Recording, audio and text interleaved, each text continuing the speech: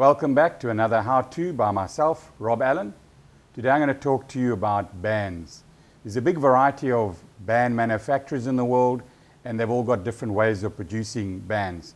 The best is a dipped process. Dipped and or extruded are the two main styles. Extruded being a cheaper way to produce, but definitely doesn't give you the same toughness or elasticity. The dipped process is similar to making candles. It goes through a continuous process where it gets dipped, dried, dipped again, creating layers. This builds up the thickness. If you look at the band once it's been cut, you can see rings, similar to tree rings. That proves that it's been manufactured by the dipping process. We use a blue band. This was something we introduced a while back to compare the difference between other brands and to show that we were using a higher quality band.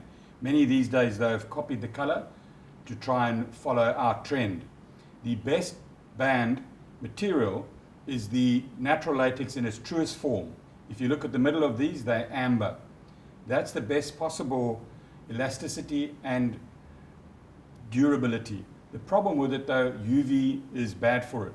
So the outer color is more UV protectant than anything else. You cannot get a colored band with an opaque middle and a color on the outside if it's been extruded. So it's one way to tell quality.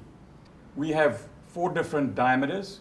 We use a 14 millimeter, 16 millimeter, 18, and a 20 millimeter. The size would depend on how you would set up your gun and what performance is required from your bands. I'm going to show you now how to replace your bands on your gun. You first need to get a chart, see what length is suitable for your length gun, and then cut the appropriate length. Quite simple. Cut it either with a knife or there are chopping boards these days that are suitable. To join the band together, we use a wishbone. That gets forced into the tube and gets tied into position. I'm now going to show you how to do that with one of 2 components. One is a stainless steel applicator.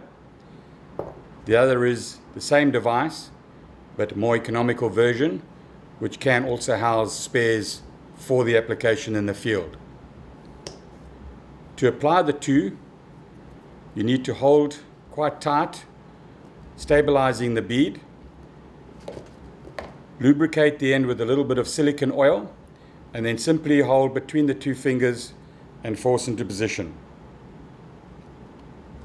Once it's in, hold it tight, pull out the tube. Your bead is now set in the correct location. We now need to restrict it in this area by tying that into position. I'm now going to show you how to tie your wishbone into your band. Use a soft braid. It tends to constrict better. Start by wrapping over the top, under, cross over when you get to the top, take it around the other side, lift that loop that was on the top, thread the tag in under, loosen off the anchored loop, take the tag in and go from the outside back to the middle again. Both loose ends are now between the 2 coils. Set it slightly to the edge. You don't want to lose any band. Grab it with pliers and slowly roll it whilst tensioning it. There you go. Now we need to lose the tag ends. Cut them close to the rubber. Fluff that loose end up. Apply a little heat. Not too much to damage the band. Same again on the other side. Fluff it up. Apply a little heat. Wait for it to cool. Press it down. And there you have it.